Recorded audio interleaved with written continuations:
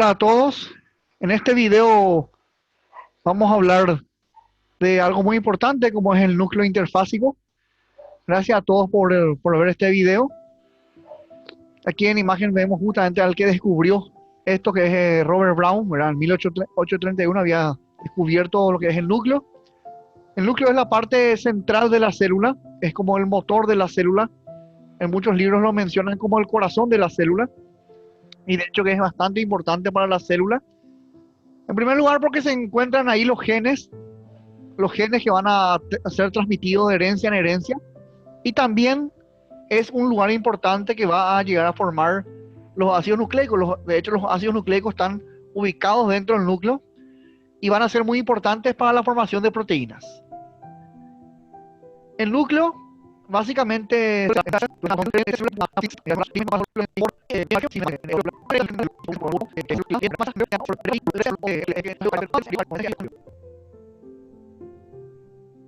aquí justamente vamos a ver cómo se visualiza un núcleo, ¿verdad? Al microscopio óptico se ve como una esfera, tiene una forma de esfera, en la cual existe un material por dentro llamado nucleolo y con una envoltura nuclear, ¿verdad? Y dentro de eso existe el material genético, ya sea cromatina o ya sea cromosoma, que eso existe dependiendo en qué etapa está la célula. La célula puede estar en dos etapas, puede estar en la etapa de interfase o bien puede estar en la etapa de división celular. Por lo tanto, dependiendo en qué etapa estemos, vamos a poder visualizar ya sea cromatina o ya sea cromosoma. Aquí vemos otra imagen. Esta es una imagen al microscopio electrónico, en donde se ve la envoltura nuclear. Se ve, esto es el núcleo, esto es la envoltura nuclear, y aquí vemos los poros que están presentes dentro de la envoltura nuclear. De eso vamos a estar hablando en un momento más. Otra imagen más donde vemos el núcleo y donde vemos por dentro el nucleolo. Esto es una imagen de microscopio electrónico. El núcleo sencillamente está formado a partir de lo que le rodea, está formado a partir del RER, ¿verdad? Es decir, la envoltura nuclear deriva del RER. Por supuesto se puede ver con el microscopio óptico, aunque una mejor imagen lo genera el microscopio electrónico. Está en el centro, es la principal organela de la célula y es el de mayor tamaño. Ya dijimos que está en las células eucariotas, aunque no todas. Y la pregunta es si está presente en las procariotas. Como ya he dicho, también está presente en las células procariotas, salvo la envoltura nuclear y el nucleolo, que son partes exclusivas de las células eucariotas. Como dije recién, la doble membrana, ya sea la membrana externa o la membrana interna de la envoltura nuclear, deriva a partir del retículo endoplasmático rugoso. Y tienen unos poros, ¿verdad? Unas fenestraciones. La envoltura nuclear tiene unas fenestraciones que son unos poros que enseguida vamos a ver, formados por 8 masas proteicas que tienen forma de tubo o de cilindro, que básicamente permiten la entrada y el egreso de las partículas que entran y salen del núcleo. Por supuesto, tenemos ahí los ácidos nucleicos como el ADN y el ARN. El ADN se transcribe en ARN y el ARN se traduce finalmente en lo que son las proteínas. Funciona solo, no depende de ninguna otra organela para funcionar, porque es un orgánulo autónomo e independiente del resto. Bueno, y ya dijimos que el núcleo puede estar en dos momentos dependiendo del momento en el cual la célula está ubicada. Puede estar en interfase o puede estar en división. Por supuesto, le llamamos núcleo interfásico al núcleo que está, digamos, aumentando de tamaño, que está duplicando su ácido nucleico. Y el núcleo en división es el núcleo ya sea mitótico o meiótico, ¿verdad? Dependiendo de qué tipo de célula estamos hablando, ¿verdad? Hay células que se dividen por mitosis y también existen células que lo hacen por meiosis. Aquí vemos la estructura de un núcleo interfásico, un núcleo que está en interfase. ¿Y por qué? Porque en primer lugar vemos la envoltura nuclear, cosa que solamente se ve durante la interfase. No se puede ver esto durante la mitosis ni la meiosis. No se puede ver durante la división celular, por lo tanto. Solamente es visible durante la interfase. Como también el nucleolo. El nucleolo es algo que solamente es visible durante la interfase. No se puede visualizar el nucleolo mientras la célula se divida. Solamente cuando la célula se agranda, duplica su contenido, que es la interfase, ¿verdad? Ahí podemos ver el nucleolo. Y aquí estamos viendo, ¿verdad? Evidentemente que esto corresponde a la parte de la interfase. Y además también, ¿por qué decimos que esto es interfase? Porque aquí vemos un material denso y homogéneo llamado cromatina. La cromatina solamente es visible durante la interfase.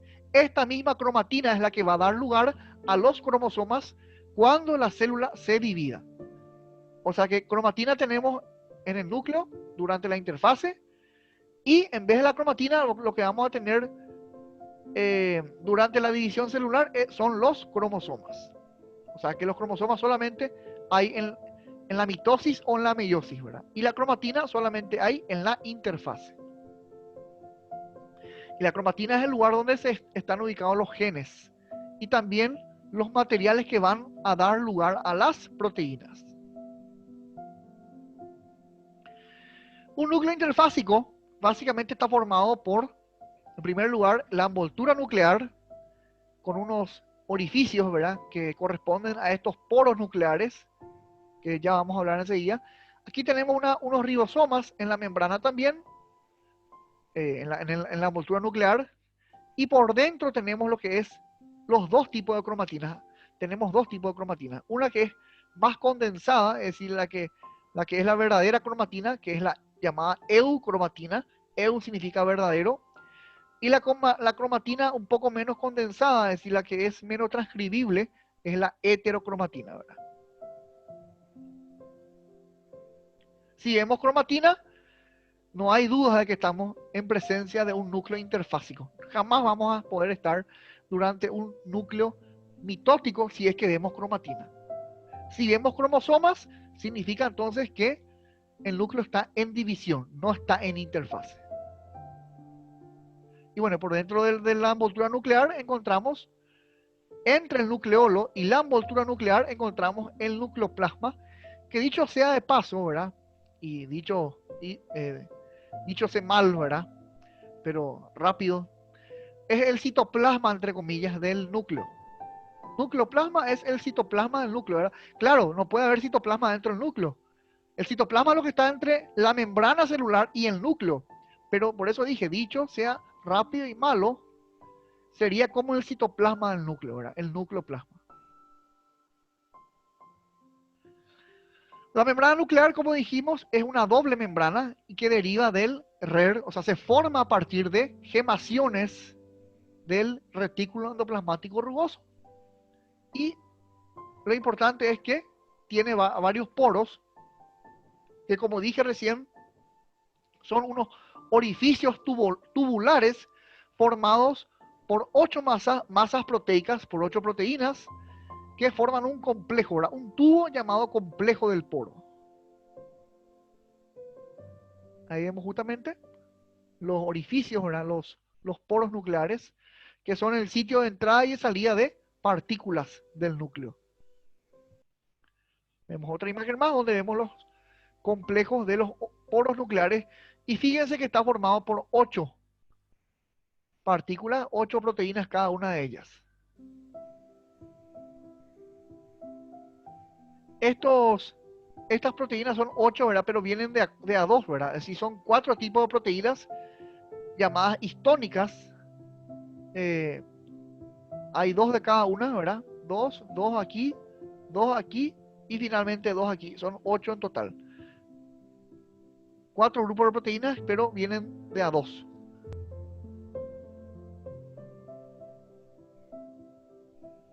El complejo del poro, ya dijimos, está formado por 8 masas proteicas densas, ¿verdad? Que aquí vemos justamente las 8, que son unos tubos cilíndricos que penetran básicamente la envoltura nuclear, las dos capas, ¿verdad? La capa externa y la capa interna de la envoltura nuclear. Algo muy importante que vemos aquí es que existe una especie de citoesqueleto dentro del núcleo llamado lámina nuclear, que es la parte que protege, vamos a decir así, a la membrana nuclear, a la envoltura nuclear.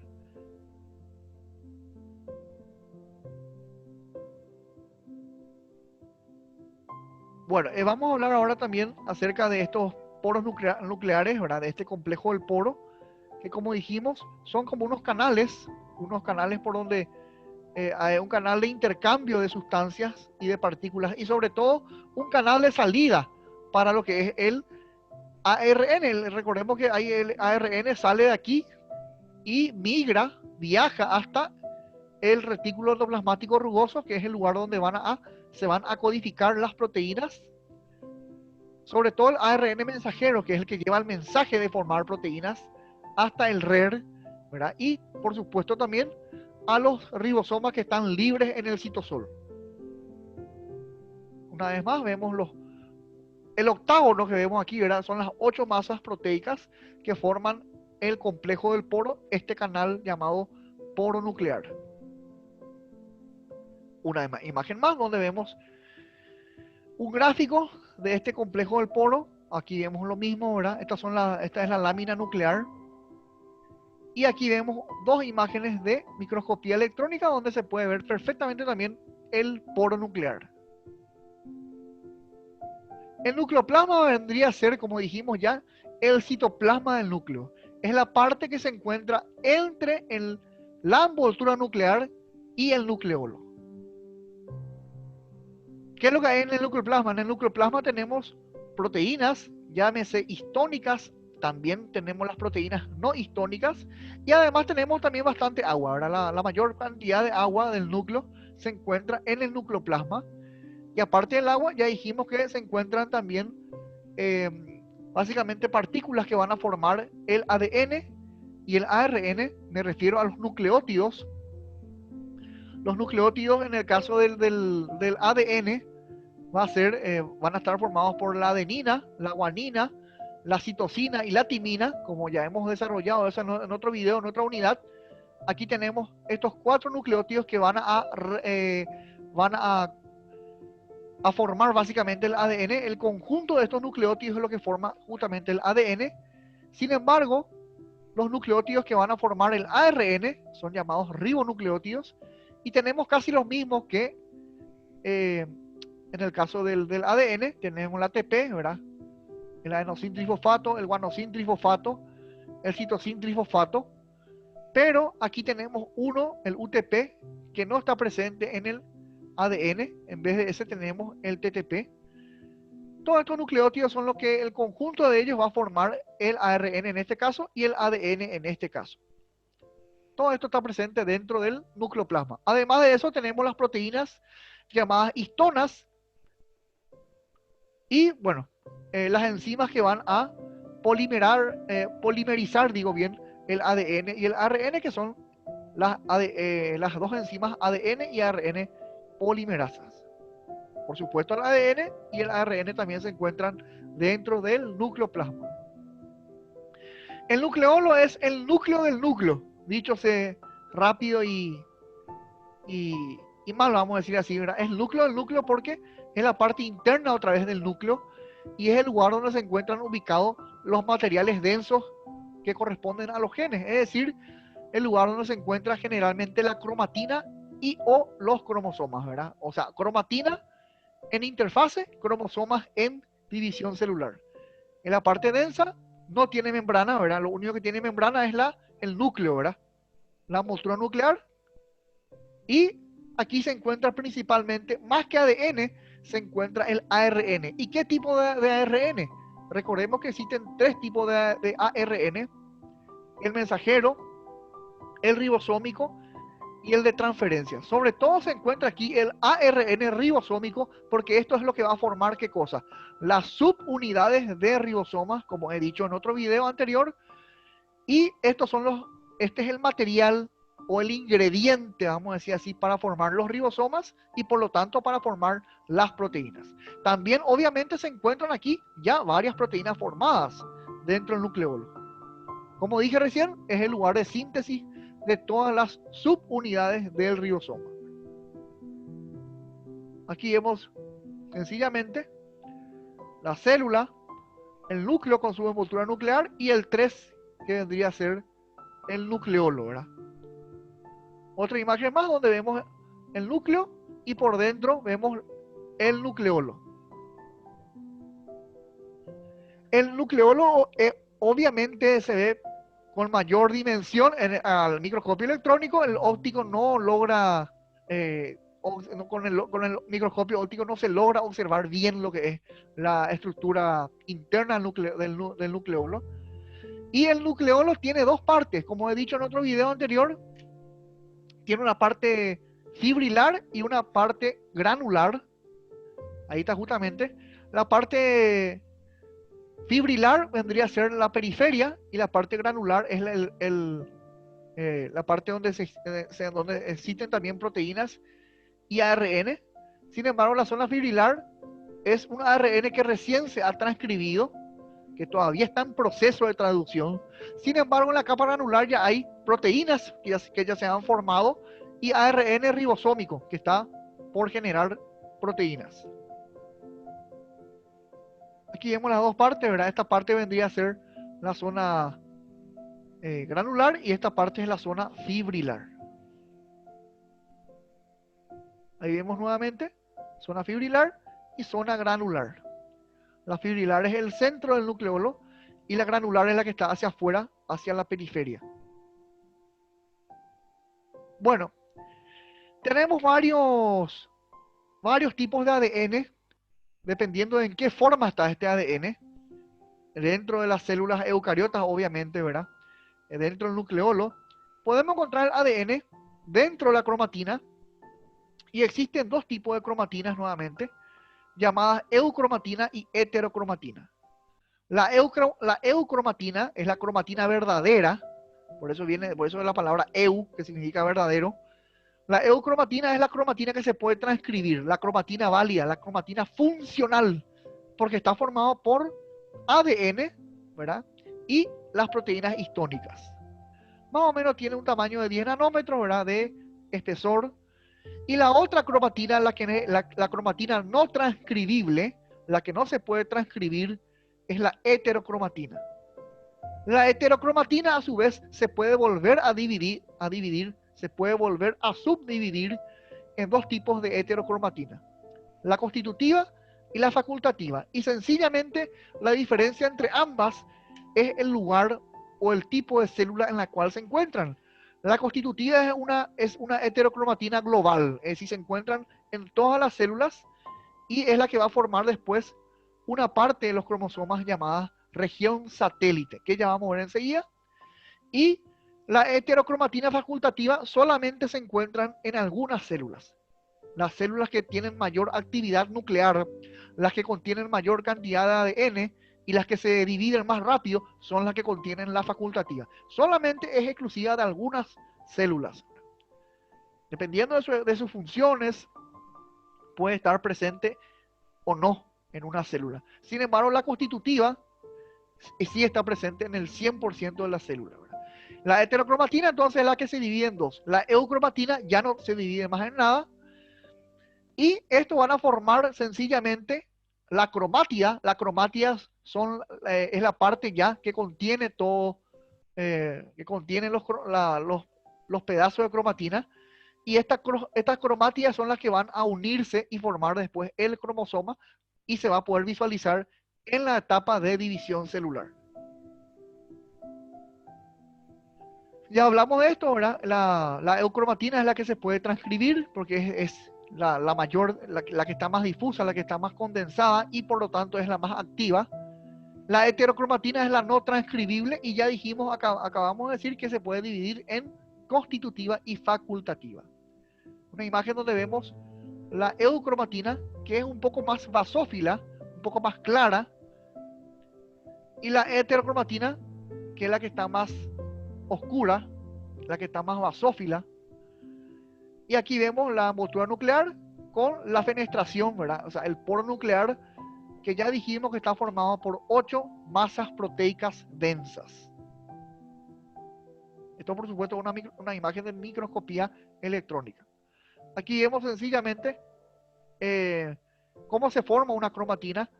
La cromatina está formado por un nucleosoma. El nucleosoma es un conjunto de proteínas y este nucleosoma está unido a una molécula de ADN que se llama ADN espaciador. Entonces, el conjunto del nucleosoma más el ADN espaciador forma lo que es una fibra de cromatina. O sea, esto que vemos aquí es una fibra de cromatina. ¿Cómo está formada una fibra de cromatina? Por un nucleosoma, que es un conjunto de proteínas, más un ADN, que parece una piola, ¿verdad? Un hilo, llamado ADN espaciador. Este nucleosoma más este ADN espaciador, forma la imagen de un collar de perlas, como estamos viendo aquí, ¿verdad? O las cuentas de un rosario, también podemos decir, es parecido a eso, y conforma una fibra de cromatina. Obviamente la cromatina está formada por muchísimas fibras que están de esta forma, ¿verdad? Que están liados o girados sobre su eje, como estamos viendo aquí. Y esta es la teoría del solenoide, o la hipótesis del solenoide, que explica cómo se forma la cromatina. La cromatina se forma gracias a la unión de fibras de cromatina que giran alrededor de su eje sobre una molécula de histona, sobre una proteína de histona. Entonces, repito nuevamente, esto es una hebra de cromatina nada más, pero para formar la masa de cromatina, la masa densa de cromatina, se explica esa formación por medio de una hipótesis llamada hipótesis del solenoide. ¿Qué es el solenoide? Esto que estamos viendo aquí, en la cual una hebra de cromatina se lía como si fuera una serpiente alrededor de una proteína de histona. Y esto forma un solenoide, ¿verdad? Y el conjunto de solenoides es lo que va a formar la masa densa de cromatina. Ya hablamos de eso. El ADN tiene más o menos 10 nanómetros de tamaño. Bueno, ese ADN ya dijimos que forma el nucleosoma, que forma junto al nucleosoma una fibra de cromatina. Esa fibra de cromatina después va a formar lo que es el solenoide, ya vimos eso. Ese solenoide después pasa a formar lo que es la microvólvula, o la microcómbula también se le llama, que es el conjunto de solenoides. Luego eso pasa a formar una roseta. Finalmente la roseta se convierte en un rodillo. Y finalmente el rodillo pasa a formar lo que es una cromátida, que vemos aquí. La cromátida es una de las partes que van a formar esto en conjunto, que se llama cromosoma. El cromosoma sencillamente es una estructura genética, porque ahí se encuentran los genes formados por todo esto que dijimos, la microvólvula, la rodilla y la roseta, que van a estar ubicados dentro de este cromosoma. Esto es una cromátida. Una cromátida, y esta es la cromátida hermana, ¿verdad? Son dos hermanas, vamos a decir así, parecidas, que ambas unidas por el medio van a formar todo esto que es el cromosoma, y que solamente es visible, como ya dijimos recién, durante la división celular. Mientras la célula no se divida, no se va a poder visualizar el cromosoma. Lo que se va a poder visualizar es la cromatina. Ahí vemos nuevamente los nucleosomas, el ADN espaciador y básicamente el solenoide, que finalmente van a formar después la cromatina, o sea, la cromátida y por supuesto el cromosoma.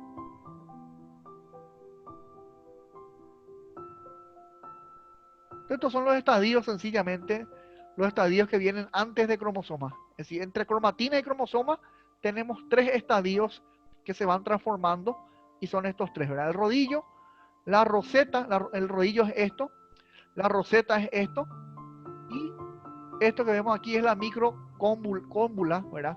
Formado a partir de la cromatina. Aquí vemos lo que es un cromosoma.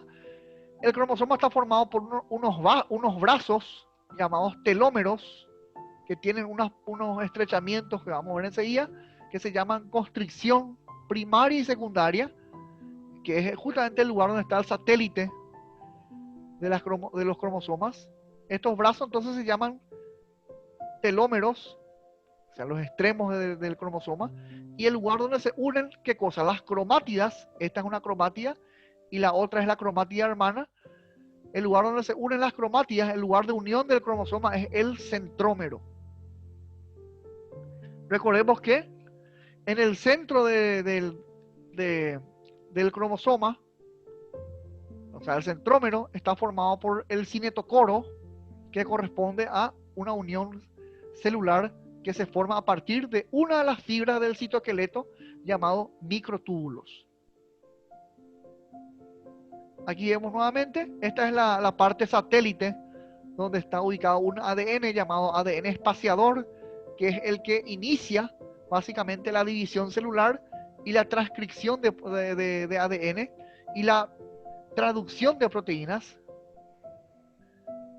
Estos son los brazos, ¿verdad? Llamados telómeros, o sea, los extremos del cromosoma. Todo esto, uno solo es la cromátida, esta es la otra cromátida, y el lugar del centro es llamado centrómero.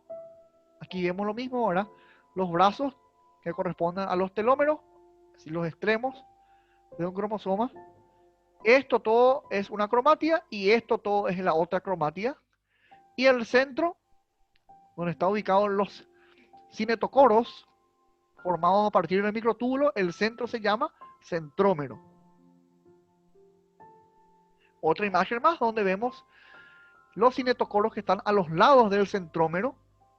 Aquí vemos en el medio del centrómero. A los lados se encuentran dos tubos llamados cinetocoros, que básicamente están formados a partir de los microtúbulos, los telómeros nuevamente, las cromátidas y, como le dije yo recién, el telómero tiene un lugar de estrechamiento que se llama constricción secundaria.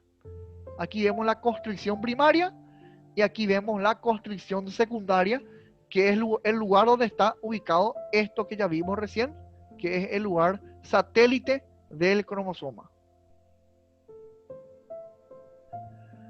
Bueno, en las partes ya vimos las cromátidas hermanas, el centrómero, el cinetocoro, el telómero, los brazos y los satélites, ¿verdad? Todo esto ya vimos recién en la imagen.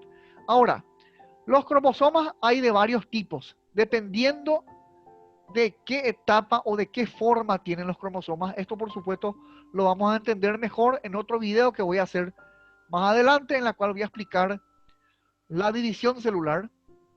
Un cromosoma puede ser metacéntrico, submetacéntrico, acrocéntrico y telocéntrico.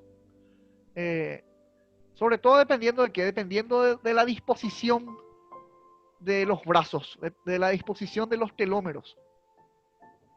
Generalmente, el cromosoma que tiene, digamos, un tamaño,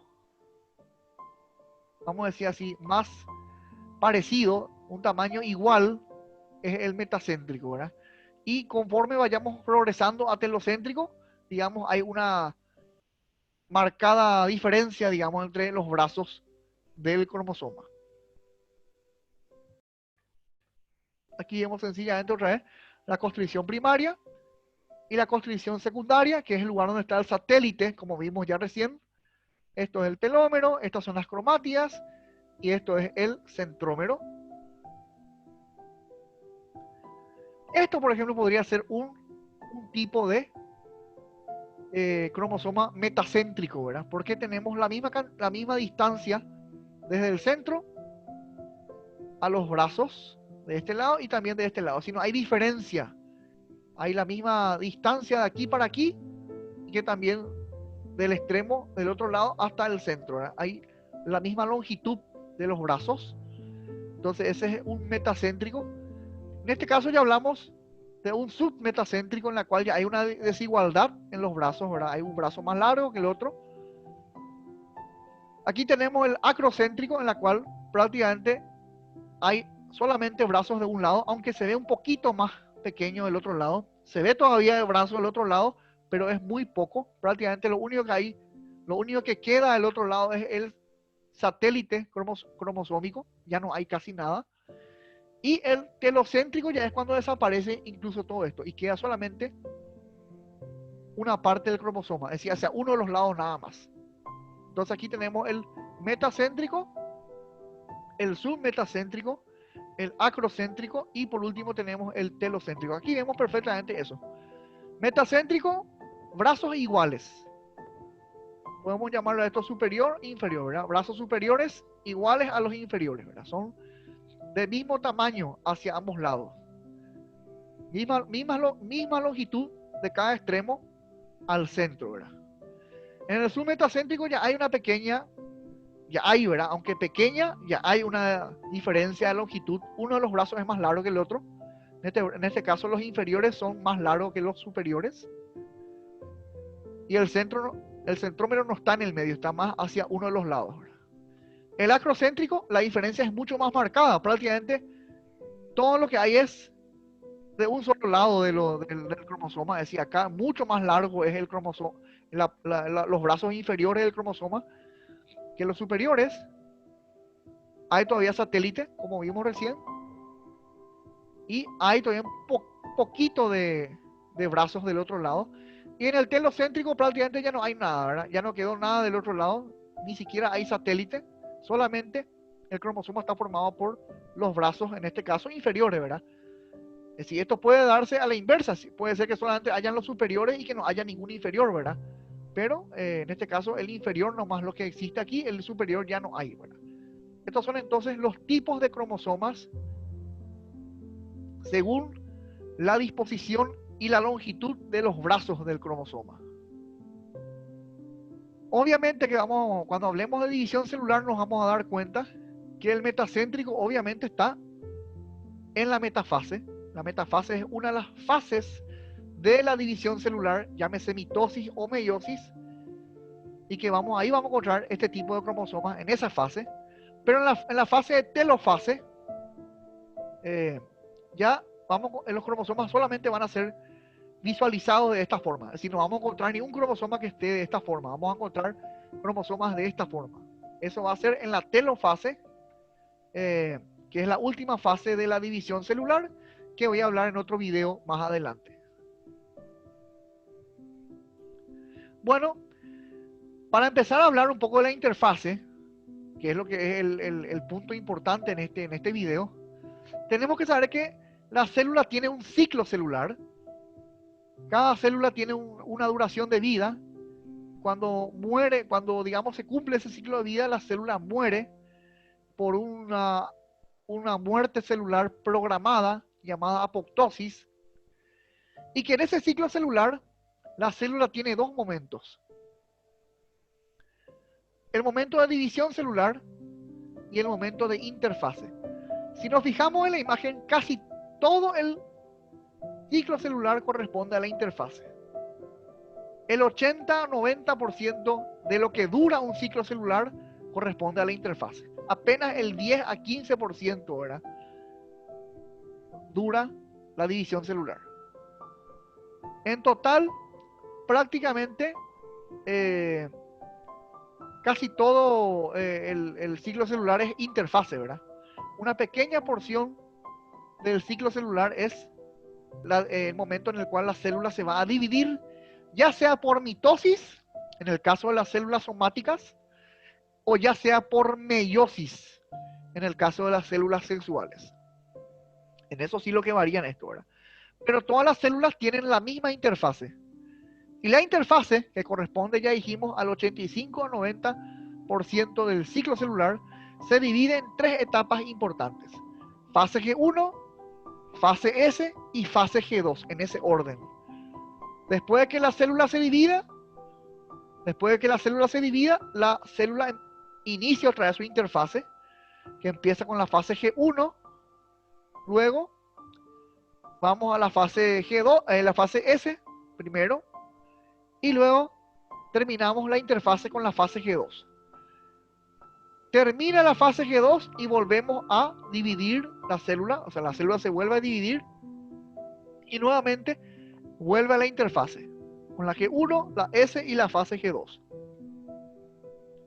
La fase G1 es la que más dura, aunque ustedes ven que es más o menos un tiempo más o menos similar, ¿verdad? Pero la que más dura de estas tres fases de la interfase es la fase G1, dura hasta 10 horas, ¿verdad? Entre 8 a 10 horas, y es también llamado fase postmitótica, ¿verdad? Porque es la que viene después de la mitosis. Mitosis y después ya viene la G1. La fase S es, digamos, la fase media de la interfase, y media porque está en el medio, ¿verdad? De la G1 y la G2, y además porque dura en promedio ni tanto como la G1, ni tanto como, ni tan poco como la G2. Dura entre 6 a 8 horas, y también es llamado fase S debido a la síntesis que existe. Es justamente, S viene de síntesis, ¿verdad? La síntesis de proteínas y de ADN que va a ocurrir en este momento. Y luego viene la fase G2, que es la que menos dura de la interfase, ¿verdad? Dura nada más que 4 a 6 horas. Y es la fase también llamada premitótica, porque es la fase que antecede a la mitosis, ¿verdad? Fase premitótica o meiótica, ¿verdad? Dependiendo de qué tipo de célula. Y es la fase de preparación, es la fase previa, la famosa previa a que ocurra algo, ¿verdad? La fase en la cual la célula empieza ya a prepararse para lo que viene después, que es la división celular. En este momento, en la fase 1, después de la división celular, la célula empieza a crecer de tamaño. En esta época, en la fase S o de síntesis, la célula empieza a crecer, a sintetizar más que crecer, a sintetizar, a producir ¿qué cosa? ADN, proteína, a duplicar el ADN, a duplicar el material genético. Y en la fase G2 ya es la fase previa, la fase de preparación nuevamente para la división celular. Y el ciclo nuevamente vuelve a empezar. Vamos a hablar de cada una de estas fases ahora. La interfase generalmente es el periodo que ocurre entre dos divisiones celulares, y ya dijimos, tiene 3 etapas nuevamente. La fase G1 es la verdadera interfase. ¿Por qué? Porque en este momento es en la cual la eucromatina se puede transcribir y, como dijimos ya, la célula va aumentando de tamaño. Aquí no se produce casi nada. Lo más significativo es el aumento de tamaño tanto del núcleo como también de la célula. En la fase S es la fase en la cual se empieza a duplicar o a replicar el ADN, se empiezan a producir proteínas y la célula ya tiene, digamos, la noción o la decisión que nuevamente se va a volver a dividir. Y la fase premitótica, la fase de preparación nuevamente para la división celular, es la fase en la cual existen pocos cambios, solamente se transcriben algunas proteínas, las histonas, por ejemplo, ¿verdad? También se puede transcribir la actina, la tubulina, pero existen pocos cambios ya porque es la fase de preparación para la nueva división celular que va a ocurrir. Existe una fase 0, ¿verdad? Una fase de G0 en la cual no hay una división y sencillamente hay pocos cambios también. Vamos a hablar enseguida de eso. Aquí vemos sencillamente la cantidad de ADN que tenemos en cada fase. En la fase G1 hay poca cantidad. Es la misma cantidad de ADN que quedó después de la mitosis. En la fase S es la cual empieza la producción de ADN, porque es la fase de síntesis, hasta alcanzar un pico máximo que va a dar lugar a la fase G2. Y en la fase G2 se mantiene esto estable, ya no hay más producción de ADN, ¿verdad?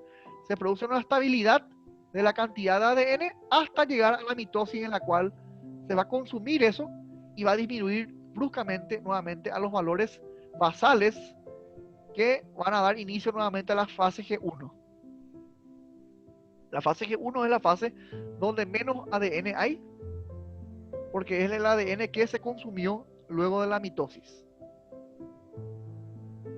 Aquí vemos lo mismo, ¿verdad? La cantidad de ADN otra vez. Esto sería la fase G1, la fase S, la fase G2 y la mitosis. Bueno, aquí vemos lo mismo otra vez, una imagen en la cual sencillamente explica lo que ocurre a nivel celular. En la fase 1, sencillamente lo que tenemos es cromátida, es decir, más que cromatida, cromatina, que se va condensando de a poquito, ¿verdad? Y un solo centrómero. Lo que ocurre después es la transcripción, ¿verdad? La formación de nuevas proteínas en la fase S. En la fase G2, esto que se formó anteriormente se empieza a condensar con más ímpetu hasta formar lo que van a ser después las cromátidas. Tal es así que cuando llegamos a la primera fase de la mitosis, ¿verdad? Vamos a hablar en otro video, vamos a hablar de la mitosis.